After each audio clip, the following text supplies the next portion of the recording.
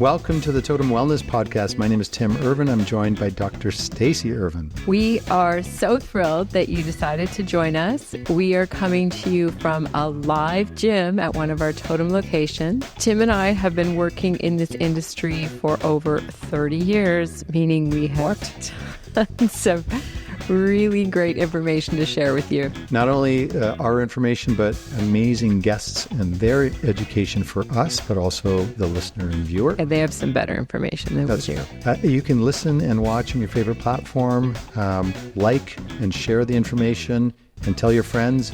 We are trying to get the word out about all things wellness. Thanks for joining us. All right, we are so happy to introduce to you a new feature on the Totum Wellness Podcast.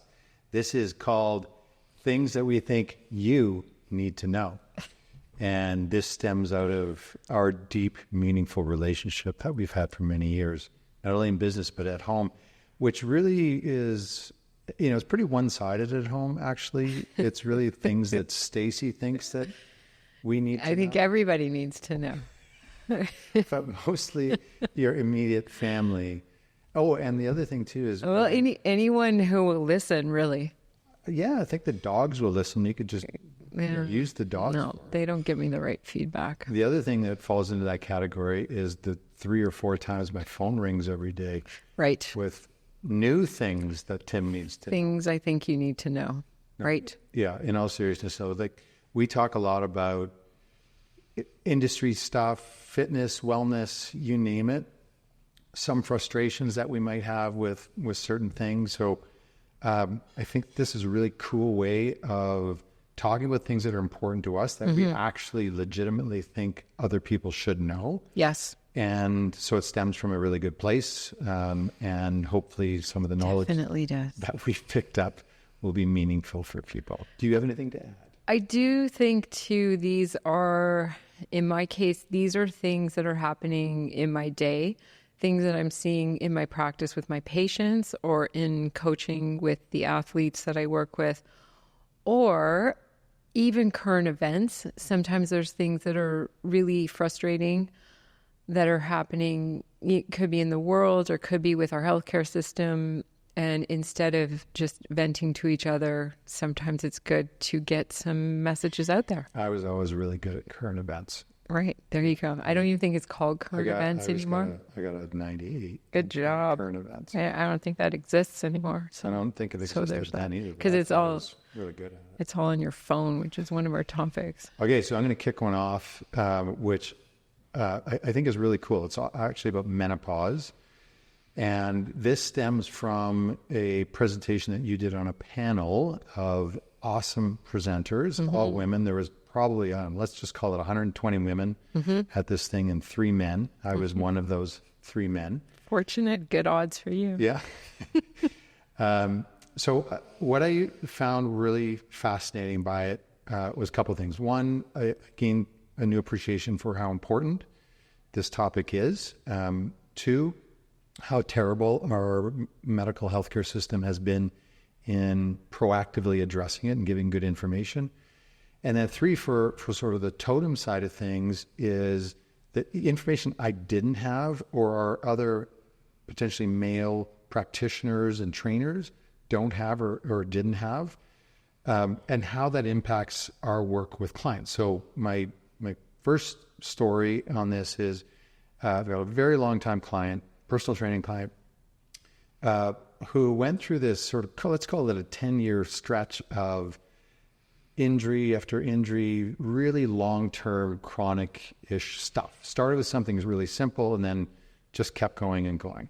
And then it was with your experience in menopause, but also in talking about it, it was like this light went off for me, like, oh my God, like she was going through menopause and she's struggling with all this joint pain, muscle pain that was highly likely to have been a symptom of it.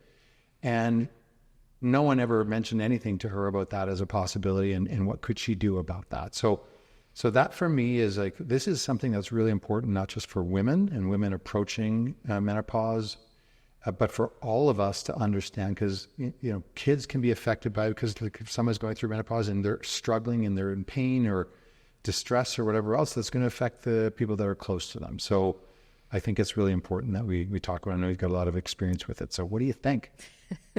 It's quite an introduction to the topic. Women's health is definitely having a moment. That's what we're seeing and hearing in the media. And that's what we're finally addressing in our real life and for you and I in our work environment.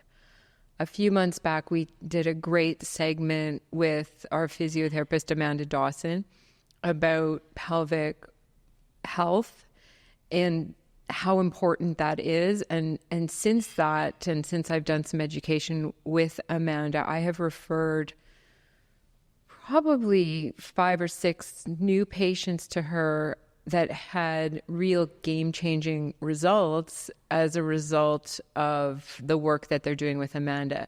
And I would be referring them for things that you wouldn't always automatically expect. It could be low back pain. It could be hip pain. And really it was stemming from an issue with their pelvic floor or pelvic health or something going on with those muscles. And that was fantastic because now we're having different conversations and we're getting different results. And I know those women, I ran into one of them, of course, on the trail where I hike. And she said, this is such a game changer. She said, I need to tell all my friends about it. And I need to make sure that people know about this. And to me, the reason we're having this conversation and the reason myself and other doctors and healthcare practitioners have been out in the world having more of these conversations and presenting to other women and hopefully more and more men is that the bottom line is we need to have these conversations. That's the only way that we can get educated, and that is how we help each other and how we figure out the best way through this transition that is menopause. Well, and I know that you've been working with these clients and Amanda on sort of menopause-related things. So presumably those clients you referred, there's a menopause connection to it. Is that right? Sometimes. And some of them, they were post-menopause, but they'd missed it because no one talked to them about it. And that is the issue, similar to your client suffering in silence, essentially, because no one's talking about it. And now finally we are talking about it. And in your case, that the situation that you described, the really interesting piece and what I experienced when I went through menopause is this joint pain. And all of a sudden, things that didn't bother you before are causing you pain and discomfort. And we now know, based on the new research, that when estrogen goes down, which is what happens in menopause, there are highly likely situations where inflammation comes up.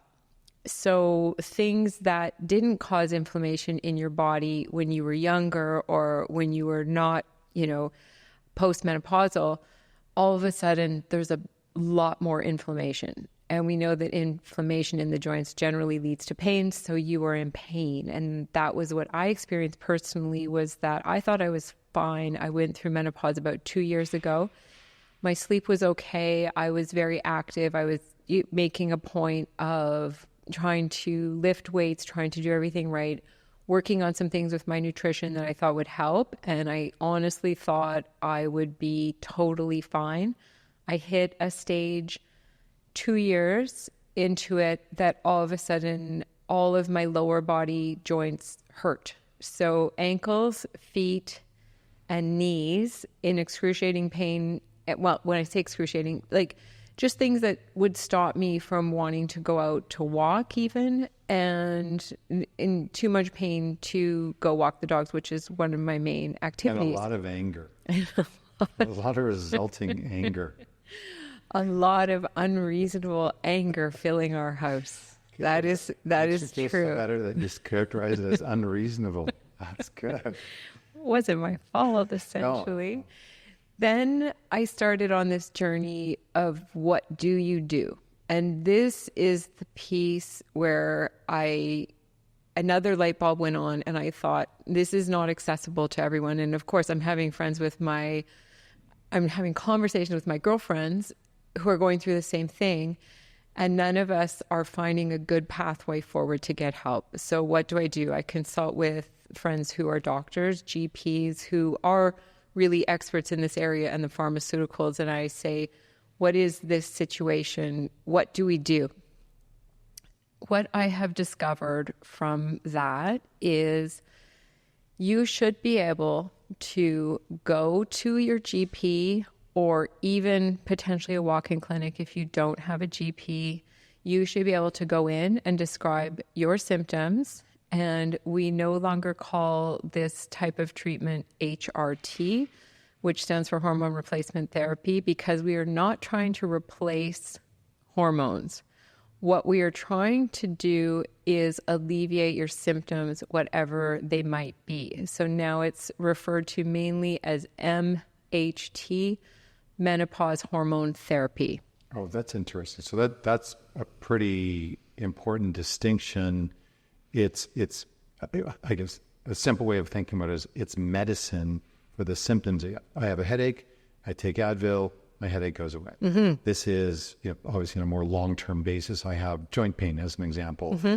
I take the appropriate amount of hormone to alleviate my symptoms. I don't need to take more than that. Is that how it works?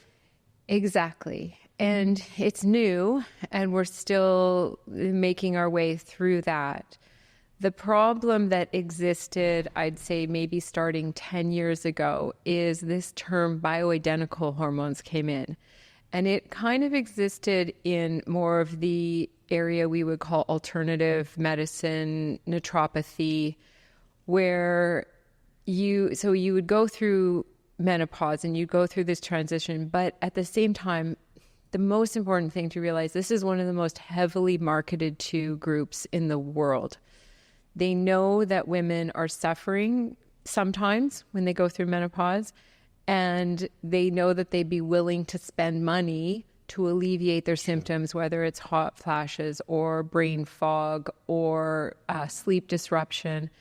You're in a desperate state. You're generally quite busy. You're 45 to 50. You're looking after kids. Sometimes you're in that sandwich generation where you're looking after aging parents, and you just want some relief. And that makes you a target market for spending money on trying to get that relief. This marketing term, and this isn't coming from me. This is coming from my friends who are GPs, who are experts in this area, who are saying bioidentical hormones is a marketing term. And I think that's really important for everyone to have at the front of their mind, because you are being marketed to when they're having these conversations.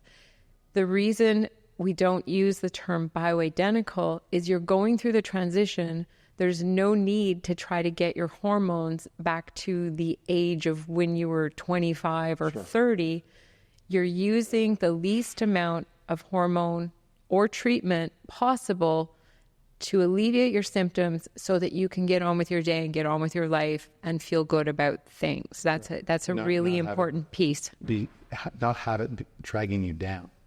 Right, and not having it negatively impact your life where you're not sleeping, or in my case, you're not able to go out and exercise because you have joint pain. So if you could just give a example of before you started the hormone treatment, mm-hmm. on a scale of 1 to 10, what level of pain would you generally have in a day? And at this point now, what would you characterize that as? It's an interesting question. So I have, from a long career in sports, I have many chronic injuries that I deal with, and those are generally around a 2 out of 10. I'm used to dealing with them. I know how to deal with them. Sometimes I get treatment. And then what happened was I hit a day where all of a sudden areas that were normally fine, my knees, for example, would be coming downstairs in the morning, would be a pain of about 6 out of 10 for no reason. Today, after I've been doing the hormone therapy for approximately, I'm so bad with time, I'm going to say 2 months, 0. So 0 pain in my knees, doing any activity, which is huge, obviously. And my feet are still, that's the chronic injury, but it was way worse when I wasn't. So that old 22-year-old Stacy injury that you had, yes, flared up. Flared up. And was noticeable and bad Yes. as a result of... And debilitating, unfortunately, right? Because I couldn't then, I was trying to tape it and I was trying And to I was treat it. carrying you around a lot, up the stairs, down the stairs, which was a good workout. No. I mean, not that good of a workout. Not true. You're basically ignoring me and trying to leave the house as quickly as possible so you didn't have to hear me complaining or swearing. You tracked me down for it. Yeah, sometimes I did. Yeah. And I think that that's a really crucial piece to know that there is relief available. And a lot of people don't know that inflammation is one of the main symptoms. Joint pain is one of the main things that is letting you know you might be going through menopause. And also for healthcare providers, personal trainers, everyone should be aware of this. The next thing that was important to me was bone mineral density. And you and I studied this. I studied it in my master's. You worked with the research team that was using the DEXA scanner. And I hopped on in my 20s and sadly realized that I had low bone mineral density. And then it was a whole journey of what to do. It was because my estrogen was generally low. And that was just who I was. So I made a concerted effort that I would keep lifting heavy weights my whole life, which of course with what I do, that's not a problem. And I know how to do it. Sure. However, that is the way you need to lift generally when you're going through menopause for your bone mineral density. And tons of people out there don't know how to do it properly. On top of it, we have this inflammation issue where if you do it wrong, you could run into some problems very easily, easier than you normally would. And even if you do it right, it can trigger more inflammation if you're not having the therapy and yes, that sort of... recovery, if you're not doing the recovery techniques. And when you're in pain, you don't even want to do it because it's painful. Exactly. So it restricts you from even wanting to participate in it. So, and a feeling of being overwhelmed with everything. You can picture that you might be having interrupted sleep. You might be experiencing brain fog. These are some of the other wonderful symptoms of menopause. And people have accused me of having menopause for many years because Really? of the brain fog. Right, Yeah. right. So, I'm not. Right. Exactly. And you might have no idea. We do sometimes joke that if men went through it, first of all, we'd probably be way further ahead with the research. And Sure. Yeah. we might have more answers. But Like our lives are pretty tough as it is. So we don't need another tough thing. right. Yeah. So today, thankfully, we have answers. We won't worry about what you guys are going through quite yet. I think the one question I'm getting about things is how do I exactly do the weightlifting? And my advice is that this would be the one time in your life where you might want to do a few sessions with a professional and have them work with you specifically and say, here's how you're going to lift heavy. Here's the few key exercises. It doesn't need to be a lot of exercises. The other thing I think is really important is don't get bogged down in the details. So when I say to you, you need to lift heavy for your muscle mass and your bone mineral density, two things that get heavily impacted by menopause, don't panic and think my current weight workout sucks. It does not. Anything is way better than doing nothing. And if you want to take it up a level and really focus on these things, I think it's a really good idea to talk to someone who is an expert in menopause, who is also an expert in weight training, that knows what you're going through, that understands your challenges, and that is aware that we're not going to try to do new fancy lifting techniques. We might not, introduce Olympic lifting, even though that's heavy. We need to do this in a safe, really efficient way. Absolutely. This feels like a topic that people need to know about. Is that a good transition to the next thing that people need to know about? I think it's a topic that people need to know about, and hopefully we're helping at least 100 people with this conversation. Could be thousands. Eventually could be thousands. Yeah. And because of the reach of our sponsor, Totum Life Science, it could be tens of hundreds of people. Mm-hmm. Yes. Yes, it's very exciting. Okay, so that's my thing to start with. I know that you've got one that you wanted to share with as well, which is I'm really passionate about. Well, you're passionate about all of them. But This one in particular also causes a lot of what we call it microaggressions of me by myself in the house reading the newspaper. This one starts with current events, which you're apparently some type of an expert in. Yeah, 98%. 98% in that class. Today in Canada, I guess Ontario, I believe there were 5 more school boards that decided they were going to join a lawsuit against these social media companies. So the social media companies are Meta, TikTok, and Snapchat. And basically, the fundamentals of the lawsuit are that these platforms are in many ways ruining the health of Canadian youth. And they are suing these companies to say, you are leaving us to essentially pick up your mess and deal with all the negative impacts of these addictive platforms you've developed, and also that you knew they were addictive, and that's part of your business plan is to get kids to be on them and spend as much time as possible on them, because that's essentially how they make money. This is a huge issue for all youth, especially in North America. It's a huge issue for us. We have 3 teenagers at home, and I think there's definitely a distinction between pre-pandemic and post-pandemic. Pre-pandemic, so many of us were doing a good job of this. We had, limited screen time in our house. We had no devices in the bedroom. All of these structural boundaries for our kids that immediately within 1 week were gone. And now I've got some statistics for you, and then I've got a story to tell you about this. But some of the statistics I looked at I was trying to get a handle on how active were people prior to all this social media. So like kids in the 90s, how many steps did they get? And how many steps do they get now? And I didn't get the exact number of steps, but National Institute of Health said 80% in 2021, 80% of adolescents were insufficiently active. 80%? 80%. Now, that's 2021. Yeah. I would say if you went to this year, it would be much worse.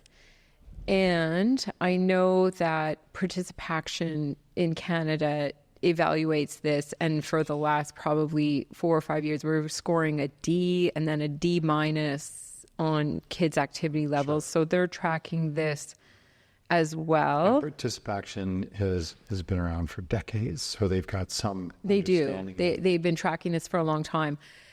This is interesting. Phone use is up 60 to 80% in the teenage age group. This was a meta-analysis that I looked at. Okay, so this is interesting. 8 to 10 years old, how much screen time do you think they have a day? Well, I know it's going to be something ridiculous, so let's say 6 hours. Yeah, exactly. Good guess. Yeah. And we checked this with our family. So we went through all of our screen time together, and our kids are participating. They are all athletes. They're participating in hours and hours of after school sports training, and they're also on school teams. And our kids, it seemed like a bad day was about 4 hours, which actually shocked me that they were that high. So it meant that they're using their phones a lot more than you and I thought they were, right? Because they will basically go from school to practice and then come home, and somehow in there they're squeezing in 4 hours, which I don't know how they're doing that. But 6 hours a day, 8 to 10 years old. Our youngest is 15 to, we've got 15 to 19. Okay, 11 to 14, what do you think? More than 6. Yes. Good. You are a current events expert. I'm nailing this. This is a crazy number. 11 to 14, 9 hours a day. So you think about our kids, and we stress about it, and they were a bad day was 4 hours. This is an average amount of 9 hours a day. So I would guess you go back 10 years. Okay, so just 10 years, that's 2014. And none of these platforms were as prevalent as they are right now. And certainly not as compelling. They weren't as nuanced and whatever else. So it was, I'm not talking about the good old days. I'm talking about a little bit from a child activity standpoint. That, you'd be bored, you'd go out and you'd play a game or run around with your friends or whatever. You're not talk to people, stay in the house. Like, I guess TV's always been pretty compelling since it went to a 100-channel universe. But this is a whole different ballgame where it affects your ability your attention span. And I think about it, we shared one in one of our Friday newsletters about how kids in particular, but all of us are being trained like multiple times a day to pay attention for 15 to 30 seconds. Yes. That's it. So we're just training and training and training. So how can you read a book? It's pathetic. When that's all that you've been doing? And why is it compelling to go outside when the world of entertainment is in your fingertips? It's so interesting. I don't know about you, but I've definitely noticed my concentration is worse after having a phone that I'm reading news on, that we do social media for work and I'm on social media, of course. My concentration is way worse. So for me to sit down and read a newspaper, I find it's hard for me to not be distracted when I'm doing it, which bothers me, of course. It's a lack of discipline. That's kind of how I look at it. And it's a lack of effectiveness and also a lack of efficiency. It's very hard for me to get through a full article of the newspaper, which I used to do on a regular basis. Even we used to read research articles and all these things. I can't imagine right now sitting down, opening up a journal and reading a research article start to finish, and even if it's just like a 3-page article, I can't actually imagine doing it. And you know the difference. Like, these kids don't know the difference. Yes. And now some of these people are moving into their early to mid 20s. So now they're entering like their actually real career and needing to be able to focus, learn, struggling with, maybe there's a mentor of theirs that's in their mid 40s or 50s who actually knows how to do that. And they're like, I've heard some of our friends like struggling with these younger people not being able to pay attention well enough or pick stuff up or whatever it might be. So not knowing that there's a difference, and then listening to their parents to say, you should, because it's like, okay, well, I don't even know what you're talking about. I hear you, but I've got no reference point, no context for that. It's a massive issue, and that's the mental side of it, and that's not something that you or I are necessarily experts in, but the experts are weighing in and saying that this is turning into a really bad scenario for how we learn and our ability to concentrate. What I am noticing, I'll explain these 2 stories that just happened to me recently. The first one is I was driving by a school that is close to us. And so it's a school that goes from kindergarten to grade 8. And they have a beautiful turf field. And normally you see at recess hundreds of kids out playing on the turf field and playing. I drove by and I noticed a big portion of the kids out at recess on their phones. Okay, so that means they're bent forward, their heads are forward, their shoulders are forward, they're walking around, they're on their phones, they're sitting in groups with their friends, they're on their phones. That's an incredible change, because if you think about what kids used to do at recess, what our kids did at recess, it was always a game, and it would fluctuate. It would be basketball at one part of the year, it would be soccer at one part of the year. They just pick these things up themselves. They play manhunt, whatever the game that they were interested in at the time, that's what they would play at recess. And sometimes they'd stay after school and play as well because they loved it. They were with their friends. They were having fun. Then 2 days ago, I was out walking the dogs in the ravine. My knees were feeling good. That was nice. And I see these girls are in a race, and it's great. It's a cross-country race, and it's through the trails, and I know they're racing. They have numbers on. And so they're mostly jogging, so it's got to be some type of a distance race. And I think to myself, isn't this great? So I'm walking, and then there's a girl walking in front of me who I think is in the race. She looks about the same age, but she's kind of veering into me. And I'm thinking, doesn't she know I'm here? Like I'm right beside her. She's got the AirPods in, so she can't hear me. That's why she doesn't know I'm almost touching her. Then I look, she's on her phone looking at Instagram, and she's scrolling, and then she's stopping a bit to type.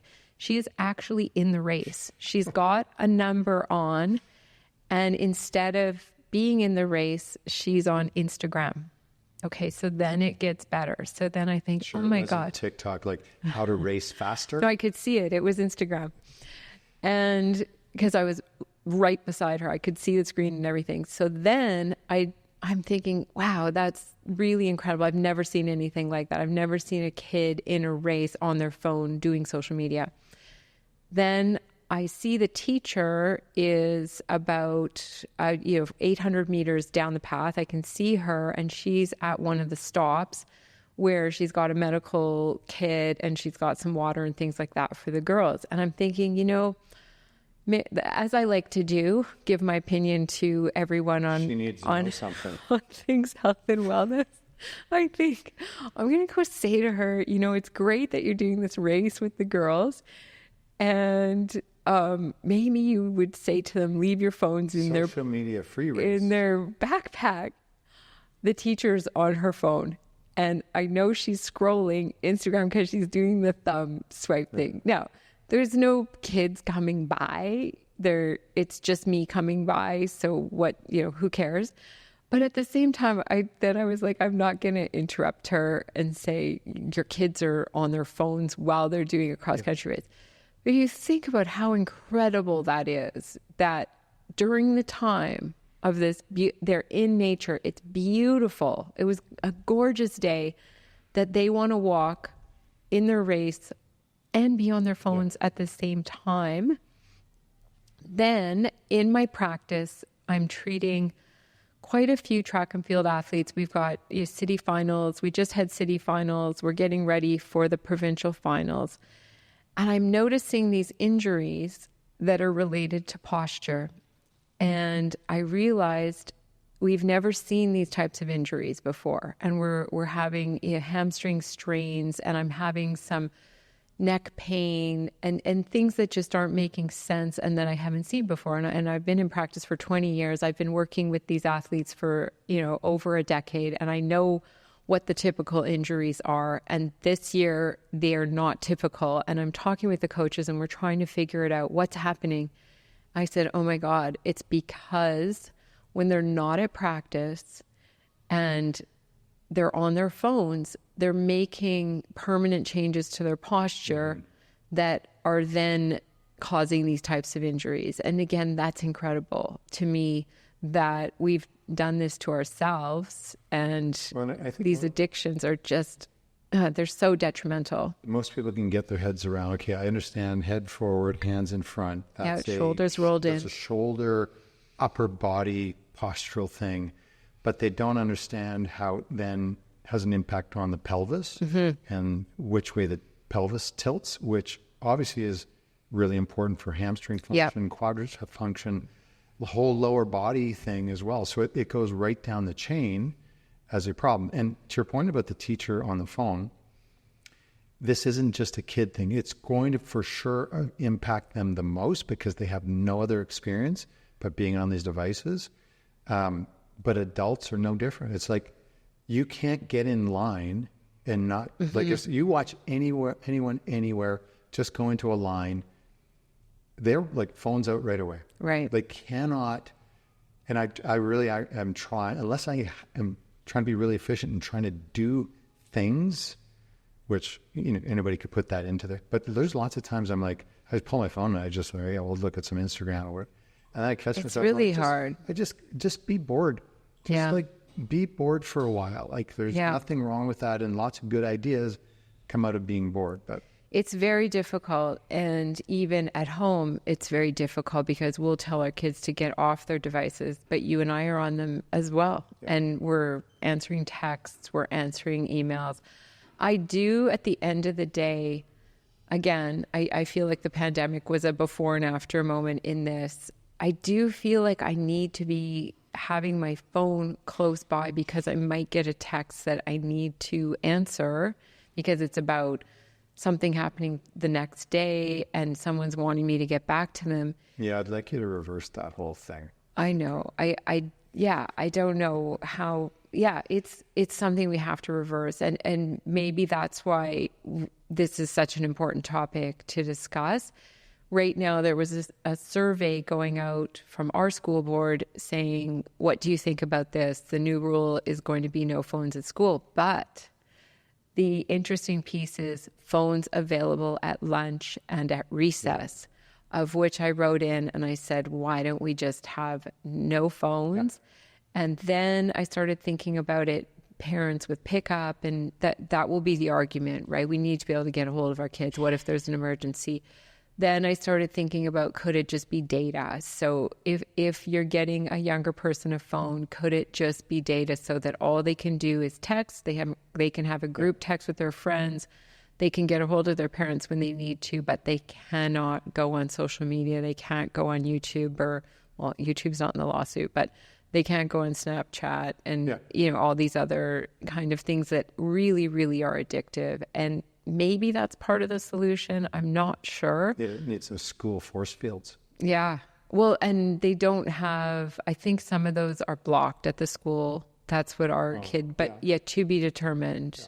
I think it's something that we all really, really need to put some effort into and something that we all need to think about a lot and how to prevent it because it is not beneficial for any of us.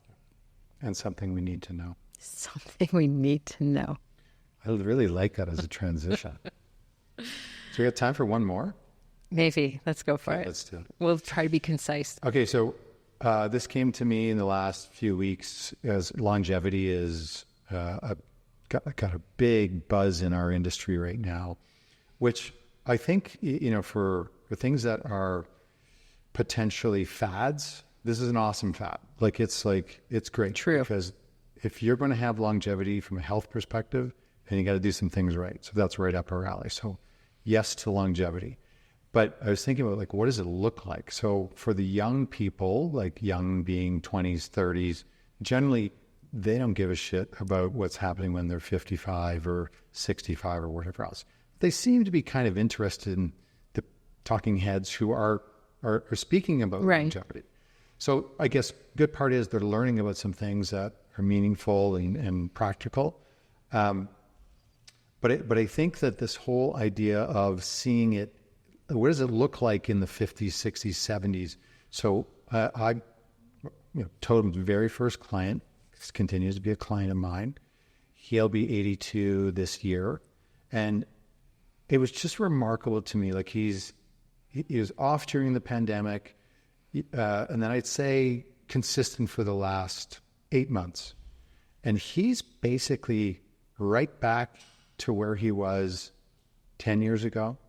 That's great. 20 years ago. He's doing everything, 100% of what he was doing as a, let's call it 60-year-old. He's doing all the same things, a little bit slower, but he hasn't had to give anything up. Right, in his 80s, which is what you want. Yeah, and part of it is his just whole view of life, but he just happens to be doing all these things that are pro-longevity and getting the most life in his years. So I thought, what does it look like when you're 55? So we've got these 3 kids. So I played basketball with the 19-year-old and the 15-year-old. And it's basically this series of one-on-ones. You get scored on, you go off, some other player comes on you, just like that. And so the 19-year-old is same height as me, basically the same weight, can press and lift a lot more than I can right now. And I was so happy with myself to be able to like compete with this strong, almost 20-year-old man. And, you know, because I'm not trying to toot my own horn, but it's like, I never stopped working out. Right. You put the work in. Yeah. I don't work out the same way anymore, but still it's like, it's there. And well, plus it's fun and not depressing then. yeah, that's true. That's true. Now I know that Get to play with your kids and not have them destroy you. Yeah, you've gotten clipped by a Zelda a couple times. I have. There's been blood involved, so I don't play basketball with him anymore. Yeah. However, I think what you're saying is we should probably understand what are the crucial things that we need to do to actively enhance longevity. Yes, absolutely. So if I use him as an example, physical activity by far number one. Yes. Always been doing something, not necessarily always working out, but participating in sport or, as we both know, he's got to call it a hobby farm is inaccurate. It's an actual functioning farm. Oh, I thought you were talking about the 19-year-old. Oh, that too. So how do we keep? He doesn't have farm. Okay. So you're talking about the 82-year-old. I think that's important to clarify. Let's go back to the 19-year-old for a second, because I think that there's an interesting piece that most people miss that you and I had the advantage of, in that in our 20s, we were still fairly competitive athletes, which meant we had a goal in mind that we needed to lift weights and train many days a week to our maximum ability. The reason that's important is those are the years where you're going to make the most gains, and then it's generally going to be trying to maintain from there. So for any listeners out there that are 17 years old, we will have no listeners that are 17. Let's go with 19. Say you're our listener out there, you're 19 years old. Your goal right now should be maximizing, because this is the time to do it. And what does that look like? That looks like really intense training, I would say, for the next 5 to 10 years, as intense as you can manage in your schedule, whether it's your work schedule, whatever it is. If you're not a competitive athlete, you really should have that mindset during those years, because those are your years of maximizing. Okay. Filling up your fitness bucket. Yes. And then let's make our way to the 80-year-olds. So let's say you're 30 to 50. What do you think about those years? So I feel like obviously life gets a lot busier. So career is the first one that starts to take away your time to do recreational things like working out or playing a sport or whatever it might be. So when you do have the opportunity, you need to put in the appropriate intensity to maintain as much of that as possible. And I think that bone density is a really good example of that. Bone density peaks, you know better, like roughly what age? It's around the same. It could be 25-ish? Yeah, it could be a little bit later. So muscle mass, bone density, all peak somewhere in there. Yeah. Let's just say 25. And then your buckets, this starts being taken out. So if you're going to train between 25 and call it 45, you have to, when you do that activity, you may not be doing it as much, but you have to be doing it intensely from time to time. Yes. Because that will help you to keep it. And I always say, if you take a 12-month period of time and you can look back on it and say, okay, I wasn't perfect, but the majority of the 12 months I was active, doing things at a level that I can be happy with. But there was a couple of occasions where for 3 weeks I didn't do anything, or for a month I didn't do it because this happened and that happened. And that's all okay. But when you do go back in, give yourself the appropriate... The intensity needs to be there. So work back up to and then hit that intensity to keep your bucket full, because your body is remarkable that way. It'll remember those things. It will. But if you go 10 years being inactive, it's going to learn to be an inactive person, it'd be very hard to get back on that. I like the analogy of a bucket, because you could almost picture it that you're having a slow leak out of your bucket from the time you hit about 25, and there's things that you need to do to fill it back up. The other metric I think is interesting is that 1 to 2 really hard weight workouts a week will maintain your muscle mass. And I think a lot of people have a bit of a, you fall off the wagon and then you don't know how to get back on. And all it could be is one workout will get you back on, and it will get you, moving in the right direction. I like the idea too of vacation time is training time. Yes. And you and I have always done that through the years, because especially when the kids were young, that was our only time where we actually had time to go do a good weight workout. And I think it's a really good mindset. And now there's so many vacations that are like surfing vacation, hiking vacation, whatever it is.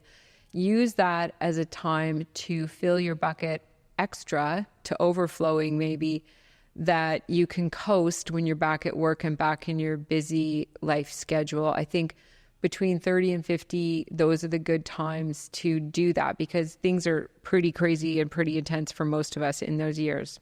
Okay, 50, let's go 50 to 80, we could group that, because you're maybe thinking about retirement, thinking about it. You're not retired yet, but I know I'm putting in a big group, but we're trying to be efficient. So now you're structuring your life to say, what would I do when my schedule, your kids are probably grown up, you're not in the same, some of them might have driver's license, you're not in the same crazy schedule at 50 usually.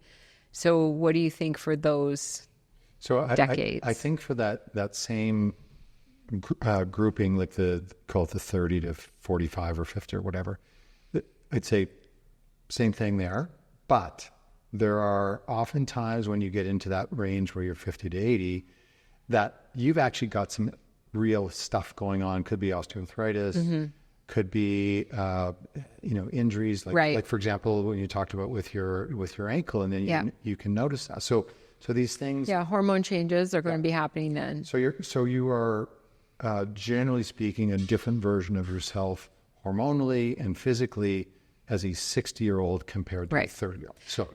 So all the same stuff applies, with the caveat, got to pay attention to these other things. The only other thing I would say is this concept of general activity. So I think we have this societal view of retirement or getting, empty nesters on, I can put my feet up and relax and do those sorts of things.